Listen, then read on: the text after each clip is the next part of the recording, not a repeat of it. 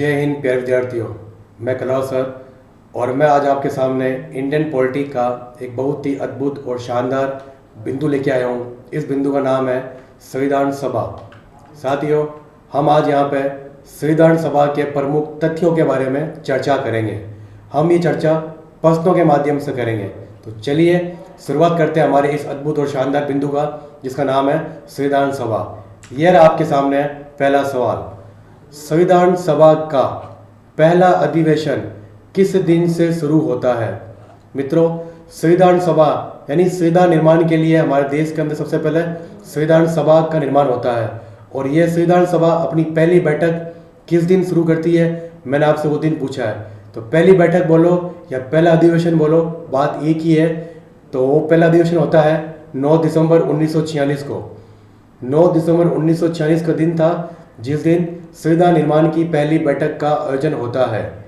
ठीक है, और इसी दिन ही हम लोग मनाते हैं संविधान सभा का अस्थायी अध्यक्ष डॉक्टर सचिदानंद सिन्हा को बनाते हैं संविधान सभा का पहला अस्थायी अध्यक्ष।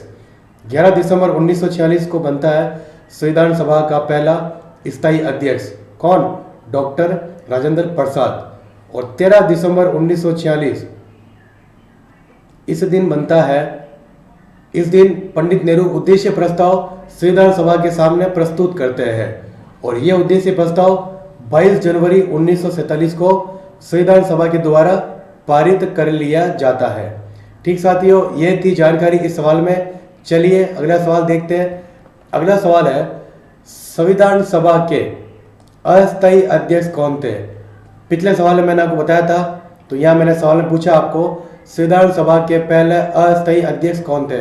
तो साथियों, संविधान सभा के पहले अस्थायी अध्यक्ष डॉक्टर सच्चिदानंद सिन्हा थे।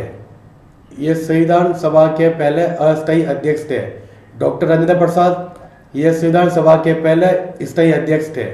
ठीक साथियों, चलिए बढ़ते हैं अगले सवाल की तरफ। अगला सवाल है, संविधान सभा के स्थायी अध्यक्ष कौन थे? बता चुका हूं आपको मैं, संविधान सभा के स्थायी अध्यक्ष doctor Rajendra Prasad. Option number B, ये संविधान सभा के पहले स्थायी अध्यक्ष थे। चलिए अगला सवाल देखते हैं। अगला सवाल है, संविधान सभा के उपाध्यक्ष कौन थे? साथियों, संविधान सभा का मैंने आपको यहाँ पे उपाध्यक्ष पूछा है। अध्यक्ष के बारे में सब जानते हैं, मैंने आपको यहाँ पे उपाध्यक्ष पूछा है। तो मित्रों, संविधान सभा का उपाध्यक्ष था, वो था अपने ये एच.के. मुखर्जी। एच.के. मुखर्जी, इनका पूरा नाम था हरेंद्र कुमार। हरेंद्र कुमार मुखर्जी। और मित्रों, यह शख्स पश्चिम बंगाल से संबंध रखते हैं। ठीक है, ये थे संविधान सभा के उपाध्यक्ष। चलिए आगे बढ़ते हैं। अगला सवाल है, प्रारूप समिति का गठन कब हुआ था? प्रारूप समिति यानी ड्राफ्टिंग समिति, यानी संविधान की जो रूपरेखा का जो काम था ना, वो प्रारूप समिति को सौंपा गया था। तो मैंने आपसे पूछा प्रारूप समिति का गठन कब हुआ था? तो साथियों, प्रारूप समिति का गठन होता है ऑप्शन नंबर ए, 29 अगस्त 1947 को प्रारूप समिति का क्या होता है? गठन होता है। इस समिति के अंदर कुल 7 मेंबर थे। इस समिति के अंदर कुल 7 मेंबर थे और इस समिति का जो अध्यक्ष था वो था डॉक्टर भीमराव अंबेडकर।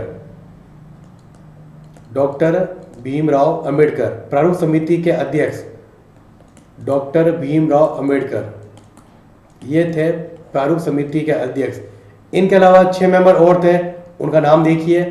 पहला नाम है एन गोपालास्वामी अयंगर। एन गोपालास्वामी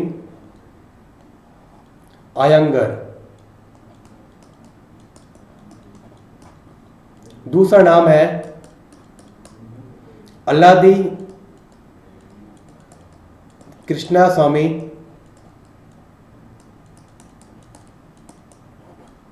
अय्यर। तीसरा नाम है के.एम. मुंशी।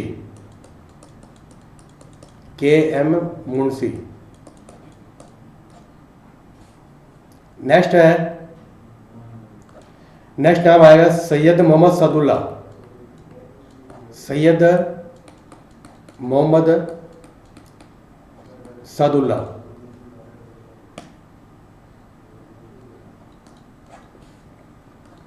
फिर नाम आएगा एक टी कृष्णमाचारी। कृष्णमाचारी ये भी ड्राफ्टिंग कमेटी के मेंबर थे।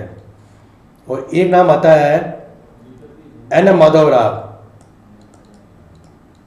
एन माधव राय ये भी ड्राफ्टिंग कमेटी के मेंबर थे। तो साथियों ये थे 7 मेंबर ड्राफ्टिंग कमेटी के। पहला है डॉक्टर भीमराव अम्बेडकर, दूसरा है एन गोपाला स्वामी अयंगर, तीसरा है अलाउद्दीन कृष्णा स्वामी अयंगर, चौथा है के.एम. मुंशी, पांचवा है सैयद मोहम्मद सादुल्ला, छठा है टी कृष्णमाचारी और अंतिम है एन माधव राय। ठीक साथियों, चलते हैं अगले सवाल की तरफ। अगला सवाल है संविधान निर्माण में कितना समय लगा। मैंने आपसे यहाँ पूछा संविधान निर्माण में कितना समय लगा, तो ऑप्शन नंबर बी 2 वर्ष 11 माह 18 दिन। 2 वर्ष 11 माह 18 दिन का समय लगता है संविधान निर्माण में। ठीक है, संविधान निर्माण की पहली बैठक कब होती है? ये होती है 9 दिसंबर 1946 को। 9 दिसंबर 1946 को। और संविधान सभा का जो अस्थायी मेंबर बनता है वो बनता है इसी दिन ही बनता है 11 दिसंबर 1946 को संविधान सभा का अस्थायी अध्यक्ष। और 11 दिसंबर 1946 को बनता है संविधान सभा का स्थायी अध्यक्ष। ठीक है, यह मैंने आपसे पूछा संविधान निर्माण में कितना समय लगा, तो 2 वर्ष 11 माह 18 दिन का समय लगता है संविधान निर्माण में। ठीक साथियों, चलिए अगला सवाल देखते हैं। अगला सवाल है राज्यसभा के सदस्यों का कार्यकाल होता है, तो राज्यसभा के सदस्यों का कार्यकाल होता है 6 वर्ष। ऑप्शन नंबर बी राइट, 6 वर्ष होता है राज्यसभा के सदस्यों का कार्यकाल और 5 वर्ष होता है लोकसभा के। 5 वर्ष होता है लोकसभा के सदस्यों का कार्यकाल। ठीक साथियों, बढ़ते हैं अगले क्वेश्चन की तरफ। अगला क्वेश्चन है लोकसभा के सदस्यों का कार्यकाल बता दिए मैंने आपको 5 वर्ष। ऑप्शन नंबर ए 5 वर्ष ये होता है लोकसभा के सदस्यों का कार्यकाल। और अगला सवाल है लोकसभा के बैठकों की अध्यक्षता करता है, यानी जो लोकसभा है ना उसकी बैठकों की अध्यक्षता कौन करता है, तो साथियों उसकी बैठकों की अध्यक्षता करता है speaker. Option number C, speaker Lok Sabha की बैठकों की अध्यक्षता करता है। लोकसभा क्या होती है? लोकसभा को अपन बोलते हैं अपनी आम भाषा में लोगों का सदन। लोगों का सदन, इसको अपनी आम भाषा में बोलते हैं हाउस ऑफ पीपल, यानी लोगों का सदन। लोगों का सदन इसको बोलते हैं, निम्न सदन भी बोलते हैं इसको बोलते हैं निम्न सदन। इसको अस्थायी सदन भी बोलते हैं, इसको अस्थायी सदन भी बोलते हैं। ठीक है, और वर्तमान में लोकसभा के मेंबरों की संख्या कितनी है, तो वर्तमान में लोकसभा के कुल मेंबरों की संख्या अगर संविधान के हिसाब से पूछूं तो 552 है। 552 लोकसभा के कुल मेंबर। और वर्तमान में कितने हैं? वर्तमान में 545। वर्तमान में लोकसभा के अंदर कुल कितने मेंबर है? 545। ठीक साथियों, चलिए अगला सवाल देखते हैं। अगला सवाल है संसद के संयुक्त अधिवेशनों की अध्यक्षता कौन करता है। साथियों संयुक्त अधिवेशन उसको बोलते हैं कि किसी भी बिल पर या किसी भी विधेयक पर अगर दोनों सदनों के अंदर आपसी मतभेद हो जावे या दोनों सदन क्लियरली वोटिंग नहीं कर पावे, तो उस कंडीशन के अंदर राष्ट्रपति संसद का संयुक्त अधिवेशन बुलाता है। तो संयुक्त अधिवेशन बुलाने का काम था राष्ट्रपति का, लेकिन मैंने आपसे यहाँ पूछा अध्यक्षता कौन करता है, तो साथियों संसद के संयुक्त अधिवेशनों की अध्यक्षता लोकसभा अध्यक्ष करेगा। ऑप्शन नंबर ए लोकसभा अध्यक्ष।